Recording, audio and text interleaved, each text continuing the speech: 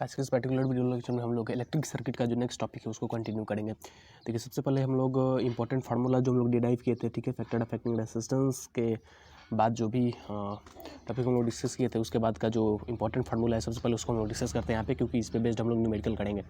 देखिए यहाँ पे क्या कहता है कि R1 के वैल्यू को अगर कैलकुलेट करना हो तो R1 इज इक्वल टू क्या हो जाएगा, R0, ठीक है, मीन्स रेसिस्टेंस एट हम लोग इसको क्या बोल सकते हैं, इनिशियल रेसिस्टेंस बोल सकते हैं, और इस केस में resistance at 0 degree Celsius into 1 plus alpha 0 into T1 minus 0, that is ये क्या है, टेम्परेचर डिफरेंस है, ठीक है। तो देखिए सेम उसी तरीके से अगर हम लोग R2 के वैल्यू को फाइंड आउट करना चाहे तो R2 इज इक्वल टू क्या हो जाएगा, इनिशियल इसके लिए R1 हो जाएगा तो R1 इंटू 1 प्लस, ठीक है, फिर टेम्परेचर कोएफिशिएंट अल्फा 1 हो जाएगा इनिशियल इसके लिए, ठीक है, और into temperature difference that is T2 minus T1 हो जाएगा, ठीक है। तो ये दोनों फार्मूला हम लोग इसको रिमेंबर रखेंगे। चलिए नेक्स्ट हम लोग का जो फार्मूला ये आता है अल्फा 0, ठीक है, temperature coefficient, initial temperature coefficient जो है इज इक्वल टू क्या होता है, R1 minus R0 but R0 into T1 minus 0 हो गया, ठीक है। उसके बाद में अल्फा 1 इज इक्वल टू क्या हो जाएगा उसी तरीके से R2 minus R1 means difference of resistance बटा इनिशियल रेसिस्टेंस और इंटू टेम्परेचर डिफरेंस, ठीक है, तो T2 माइनस T1 हो जाएगा। उसके बाद में फिर हम लोग ये फार्मूला डिराइव किए थे कि जो बेसिकली दोनों स्लोप इक्वल होता है तो स्लोप का जो स्लोप हम लोग फाइंड किए हैं तो slope alpha 0 R0 is equal to alpha 1 R1 हो जाएगा, ठीक है। उसके बाद में जैसे कि हम लोग जानते हैं कि रेसिस्टेंस इज इक्वल टू क्या होता है, रो इंटू एल बाई होता है, तो ये हम लोग हो गया यहाँ पे। और स्लोप जो होता है क्या होता है, स्लोप जो होता है रेसिस्टेंस के इक्वल होता है, ठीक है।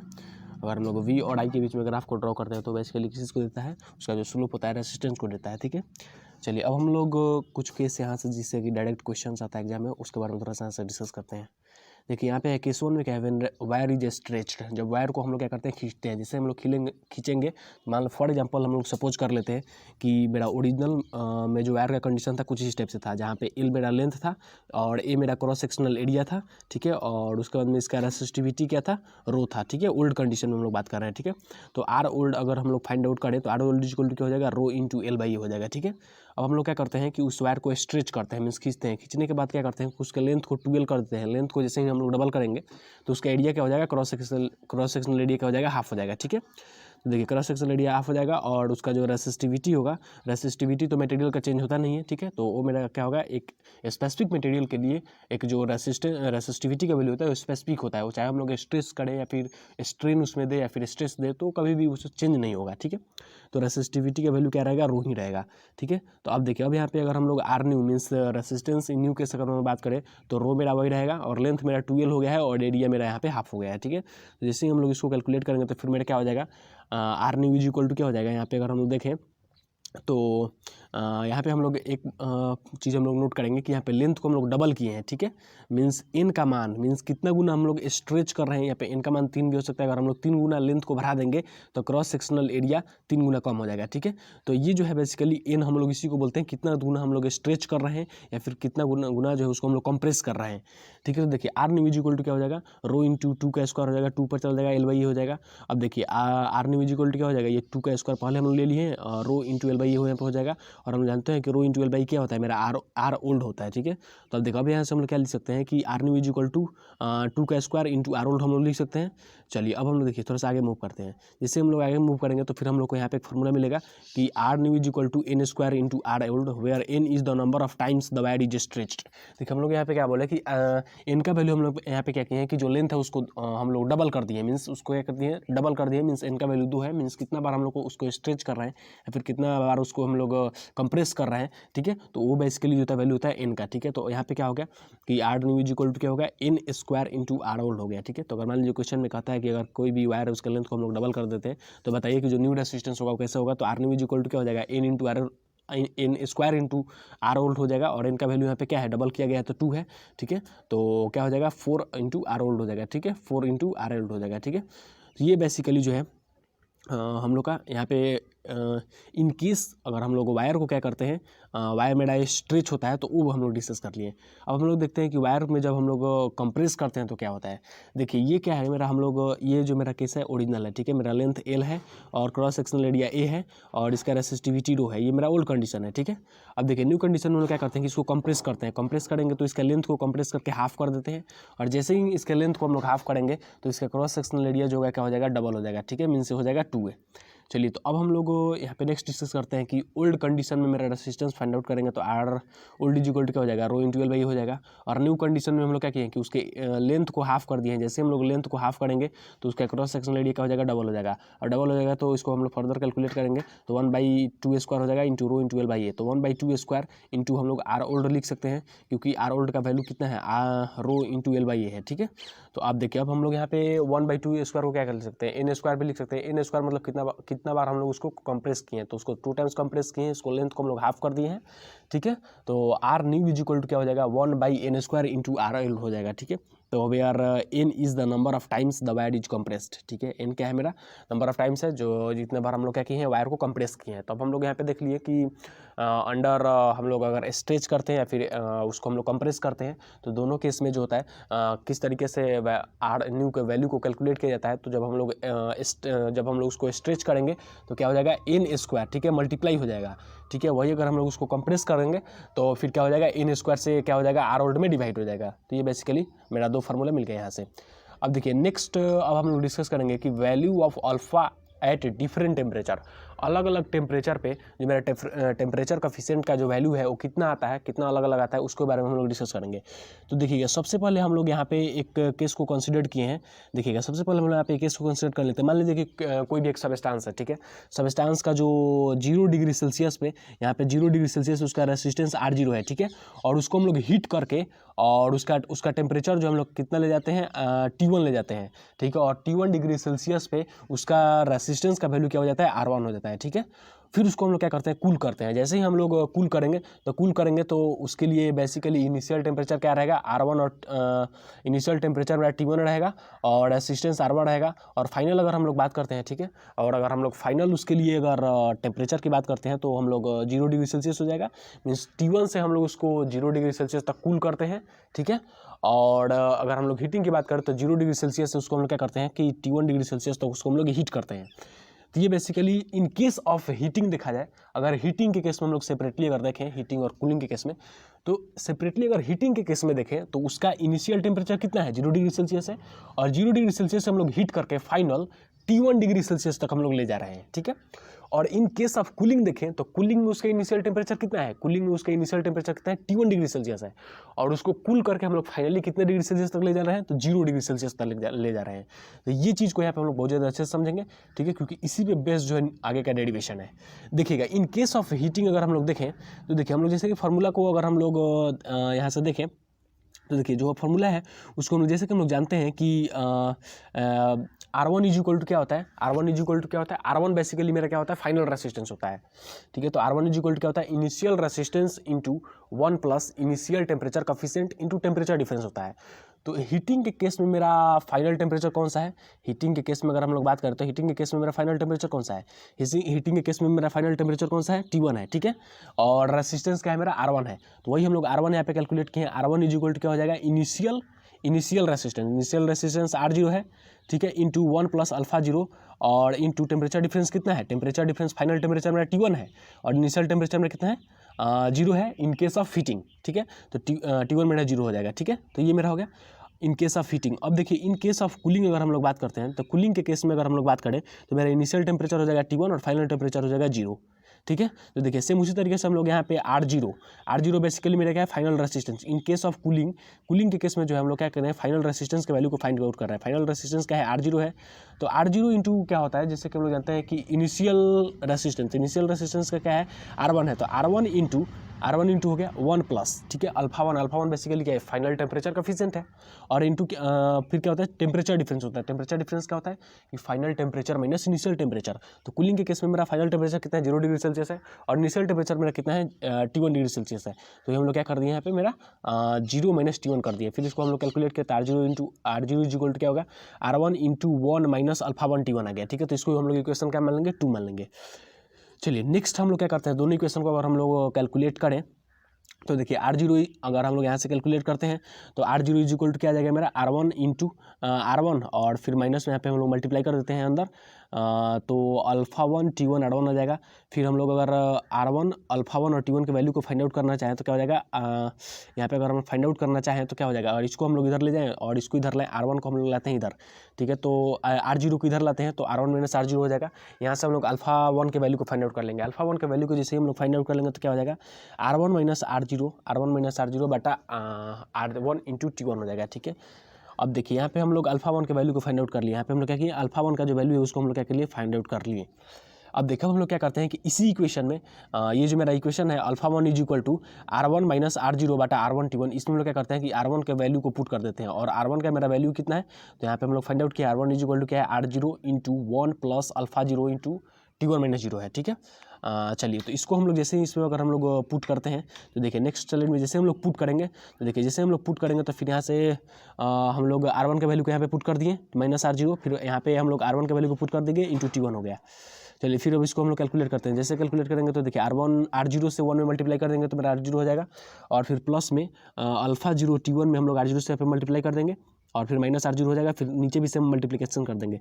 जैसे हम लोग मल्टीप्लिकेशन कर देंगे तो ऊपर वाला R0 यहाँ पे क्या हो जाएगा, कट जाएगा, ठीक है, कट जाएगा। तो ऊपर में बचेगा R0 अल्फ़ा 0 T1 और फिर बटा में क्या हो जाएगा, बटा में अगर हम लोग देखें तो यहाँ से हम लोग कॉमन ले लेते हैं क्या, R0 और T1 कॉमन ले लेते हैं। जैसे हम लोग R0 और T1 कॉमन लेंगे, मतलब ये वाला जैसे ही हम लोग कॉमन लेंगे तो फिर क्या होगा, 1 प्लस अल्फ़ा 0 इंटू T1 बच जाएगा, ठीक है।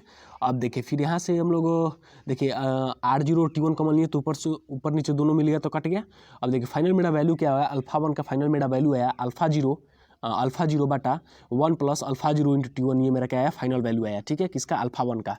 तो यहाँ से हम लोग देख सकते हैं कि alpha one means final temperature coefficient is equal to क्या आ गया, इनिशियल टेम्परेचर कॉफिशिएंट, ठीक है, इनिशियल टेम्परेचर कॉफिशिएंट आ गया, ठीक है। और हम लोग बोल सकते हैं temperature coefficient at 0 degree Celsius, ठीक है, और बटा में 1 plus alpha 0 into T1 minus into हो गया T1, ठीक है। तो सिमिलरली उसी तरीके से अगर हम लोग अल्फ़ा 2 के वैल्यू को कैलकुलेट करना होगा तो ऊपर का R0 हो जाएगा और बटा में 1 plus alpha 0 into temperature difference का हो जाएगा T2 माइनस T1 हो जाएगा। तो ये मेरा जो है बेसिकली बहुत ज़्यादा इंपॉर्टेंट फार्मूला है। फिर इसके बेसिस पे हम लोग नेक्स्ट जो है न्यूमेरिकल डिस्कस करेंगे। देखिए कुछ टॉपिक्स और हैं, जैसे देखिए अब हम लोग का डायरेक्ट आ गया क्या, न्यूमेरिकल, ठीक है। तो ये जितना भी फार्मूला हम लोग अभी डिस्कस किए सबको रिमेंबर रखेंगे और हम लोग इस क्वेश्चन को सॉल्व करते हैं। देखिए क्वेश्चन क्या है, इस टाइप के क्वेश्चन जो है आपके एग्जामिनेशन में भी देखने को मिलेंगे 4 नंबर में और 6 नंबर में भी। देखिए 4 नंबर में मिलेगा तो सिर्फ एक ही कोई किसी भी वैल्यू को आपको फाइंड करने को मिलेगा, लेकिन अगर क्वेश्चन अगर 6 नंबर में पूछता है तो बहुत सारा आपका ए बी करके बहुत सारा उसमें क्वेश्चन देगा जो कि आपको फाइंड आउट करना होगा बहुत सारे वैल्यू को। और ये जो क्वेश्चन होता है सेम क्वेश्चन जो होता है SSJ में रिपीट होता है, इसी टाइप का क्वेश्चन सेम पैटर्न पे, बस न्यूमेरिकल जो डाटा होता है उसको चेंज किया जाता है। तो देखिए यहाँ पे क्या कहता है कि platinum coil has a resistance of 3.146 at 40 degree Celsius. तो R40 हम लोग लिख सकते हैं, रेसिस्टेंस एट 40 डिग्री सेल्सियस को हम लोग क्या कर सकते हैं, R40 से डिनोट कर सकते हैं। तो देखिए सेम वही चीज़ को यहाँ पे किया गया है। R40 इज इक्वल टू कितना दिया गया है, 3.146 ओम दिया गया है, यहाँ पे हमने लिख लिया। उसके बाद कहता है कि and 3.766 ohm at 100 degree Celsius, means resistance at 100 degree Celsius को हम लोग हम लोग किसी से डिनोट करते हैं, रेसिस्टेंस एट 100 डिग्री सेल्सियस को हम लोग किसी से R100 से डिनोट कर सकते हैं। तो यहाँ पे रेसिस्टेंस एट 100 डिग्री सेल्सियस कितना दिया है, 3.767 ओम दिया है, ठीक है। तो यहाँ पे हम लोग उसको भी नोट कर लिए। अब देखिए क्या कहता है कि find the resistance at 0 degree Celsius, means R0 के वैल्यू को फाइंड आउट करना है, ठीक है। And temperature coefficient at 40 degree Celsius, means alpha 40 के वैल्यू को फाइंड आउट करना है, ठीक है। हम लोग को दो वैल्यू को फाइंड आउट करना है, the first one is R0 and the second one is alpha 40 के वैल्यू को फाइंड आउट करना है। देखिए सबसे पहले अगर हम लोग फर्दर कैलकुलेशन की बात करते हैं, देखिए यहाँ पे जैसे कि देखिए यहाँ पे क्या दिया है कि R40 इज इक्वल टू दिया हुआ है 3.146 दिया हुआ है। तो अब हम लोग फार्मूला लगाएंगे कि R1 इज इक्वल टू क्या होता है, R0 into 1 plus alpha 0 into temperature difference. यहाँ पे सेम हम लोग फार्मूला लगाएं तो R0 इंटू 1 प्लस अल्फा 0 और टेम्परेचर डिफरेंस कितना है 0 से 40 है, तो 40 में 0 करेंगे तो 40 आ जाएगा, इज इक्वल टू इतना हो गया। अब हम लोग देखिए R resistance at 100 degree Celsius मेरे को इतना दिया हुआ है, सेम फार्मूला इसमें भी हम लोग यहाँ पे लगाएंगे R0 into 1 plus alpha 0 into temperature difference, ठीक है। तो टेम्परेचर डिफरेंस बेसिकली मेरा कितना आ जाएगा, 100 माइनस 0 तो क्या आ जाएगा, 100 आ जाएगा मेरा। तो यहाँ पे आ गया सेम, ठीक है। तो यहाँ पे मेरा आ गया सेम इक्वेशन, यहाँ पे हम लोग बना लिया और दो मेरा इक्वेशन बन गया, इक्वेशन 1 एंड इक्वेशन 2 मेरा बन गया यहाँ पे। अब देखिए आगे डिस्कस करते हैं। अगर हम लोग क्या फाइंड आउट करना है, R0 सबसे पहले फाइंड आउट करना है। देखिए अगर हम लोग को R0 और क्या फाइंड करना है, अल्फा 40 फाइंड आउट करना है। तो अल्फा 40 जैसे हम जानते हैं कि अल्फा 1 अगर अल्फा 1 के वैल्यू को फाइंड आउट करना हो तो क्या होगा, अल्फा 0 बटा में क्या होना है 1 और फिर प्लस में क्या हो जाएगा अल्फा जीरो और इनटू में क्या हो जाएगा मेरा टेम्परेचर डिफरेंस हो जाएगा, ठीक है। तो T1 माइनस जीरो हो जाता है, इस तरीके से फॉर्मूला होता है। तो हम लोग देख सकते हैं कि अगर अल्फा 40 फाइंड आउट करना होगा तो सबसे पहले हम लोग को अल्फा जीरो फाइंड आउट करना होगा, ठीक है। तो अल्फा जीरो फाइंड आउट करना होगा, तो जैसे कि अभी अगर हम लोग दोनों इक्वेशन को अगर अच्छे से देखें तो अगर दोनों इक्वेशन को हम लोग डिवाइड कर देते हैं, तो डिवाइड कर देते हैं तो इधर से R0 यहाँ से कट जाएगा मेरा, और सिर्फ वेरिएबल कौन सा बच जाएगा, अल्फा जीरो बच जाएगा। तो अल्फा जीरो का वैल्यू आ जाएगा, ठीक है। तो उसी तरीके से दोनों को डिवाइड करके हम लोग अल्फा जीरो के वैल्यू को कैलकुलेट किए हैं, वो है मेरा 0.00379 डिग्री सेल्सियस इनवर्स, ठीक है। तो ये मेरा जो है बेसिकली किस का वैल्यू आ गया, अल्फा जीरो का वैल्यू आ गया, ठीक है। अब देखिएगा जैसे ही अल्फा जीरो का वैल्यू आ गया तो यहाँ से तो हम अब लोग इजीली निकाल सकते हैं किस को, तो अल्फा 40 को। तो यहाँ पे हम लोग अल्फा 40 को निकाले, alpha 40 is equal to alpha zero और बटा में 1 plus alpha zero into 40 degree Celsius हो जाएगा। तो यहाँ से अल्फा 40 का वैल्यू जो आ गया कितना आ गया, 0.00329 डिग्री सेल्सियस इनवर्स आ गया, ठीक है। अब हम लोग को कैलकुलेट करना है क्या, R0 को कैलकुलेट करना है, R0 को कैलकुलेट करना है।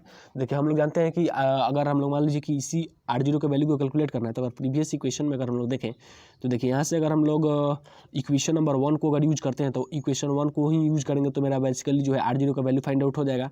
हमको यहाँ पे बस क्या चाहिए, अल्फा जीरो चाहिए, तो अल्फा जीरो हम लोग फाइंड आउट कर लिए हैं। तो R0 इज इक्वल टू क्या हो जाएगा 3.146 और बटा में क्या हो जाएगा 1 प्लस आपका हो जाएगा कितना अल्फा जीरो और फिर क्या हो जाएगा इंटू 40 हो जाएगा। तो हम लोग जैसे ही वैल्यू को पुट अप करेंगे तो यहाँ पे मेरा डायरेक्ट अगर हम लोग देखें तो कितना आ जाएगा मेरा अल्फा जीरो नहीं R0 मेरा कितना आ जाएगा 2.732 ओम आ जाएगा। देखिए तो ये जो क्वेश्चन का टोटल सोल्यूशन हुआ, तो ये जो क्वेश्चन हम लोग डिस्कस यहाँ पे एल्जेब्रिकल मेथड से डिस्कस किए फार्मूला को यूज करके। अब देखिए भाई इसको ग्राफिकली किस तरीके से सॉल्व करेंगे, ठीक है, उसको भी एक बार हम लोग देख लेते हैं।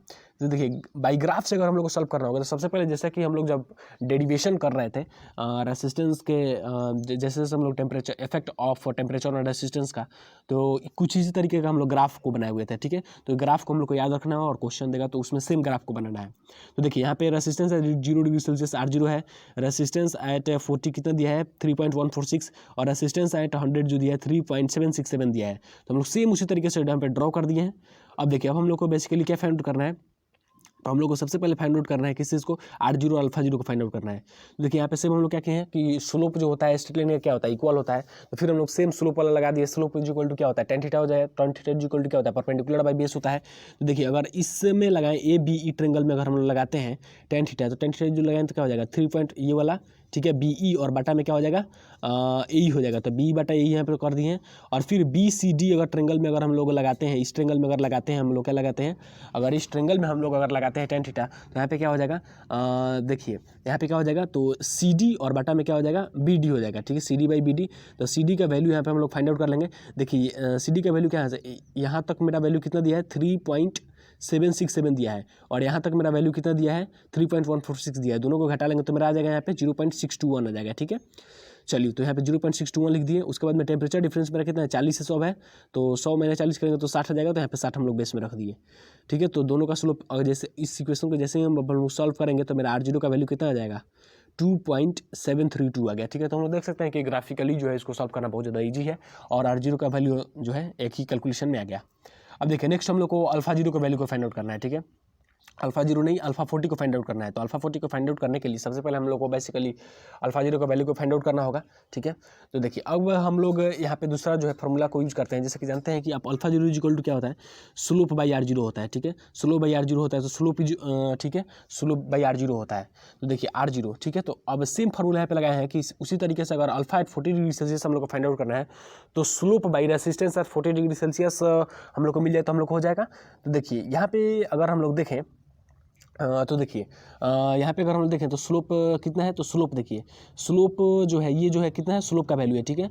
ये दोनों कितना है स्लोप का वैल्यू है। स्लोप का वैल्यू हम दोनों में से कोई एक रख सकते हैं, ठीक है। तो उधर तो R0 का वैल्यू हम लोग को वेरिएबल है तो हम लोग डायरेक्ट कहीं रखेंगे 0.621 और बाटा में कितना हो जाएगा 60 हो जाएगा, इंटू में R40 हो जाएगा, ठीक है। देखिए ठीक है तो यहाँ पे ये हो गया। अब देखिए रेसिस्टेंस एट 40 डिग्री सेल्सियस का जो वैल्यू है, ठीक है। अब देखिएगा यहाँ पे अगर हम लोग क्वेश्चन में देखें, ठीक है, क्वेश्चन में देखिए तो रेसिस्टेंस एट 40 डिग्री सेल्सियस का वैल्यू कितना दिया है 3.146 दिया है, ठीक है। तो डायरेक्ट हम लोग यहाँ पे क्या रख देंगे 3.146 रख देंगे रेसिस्टेंस एट 0 डिग्री सेल्सियस यहाँ पे रख देंगे।